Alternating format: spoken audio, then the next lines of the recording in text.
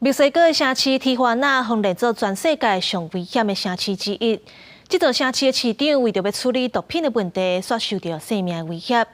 即马国民警卫队就建议市长搬去关野大较安全。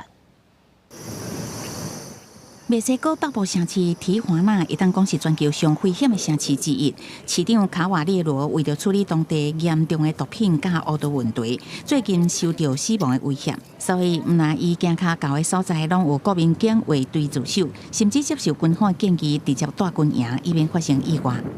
Bueno, fue una sugerencia de la Guardia Nacional, una sugerencia en razón de las amenazas que recibí, amenazas que no sé de quién vienen o de qué grupos o personajes. 墨西哥总统欧布拉多拜日伫例行记者会表示，政府会调查这件代志，看伊危急的程度来决定卡瓦列罗会伫军营待偌久。欧布拉多同时嘛指出，当地下加州前后2任州长嘛受到同款的死亡威胁。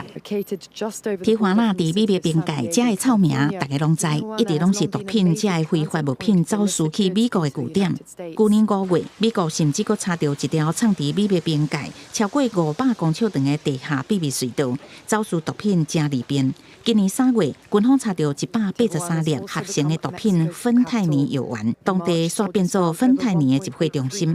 有毒品，当然治安就变正差。过去12个月，提华纳发生1818件谋杀案，发生率这么悬，排名全球第2。公司新闻张如平编译。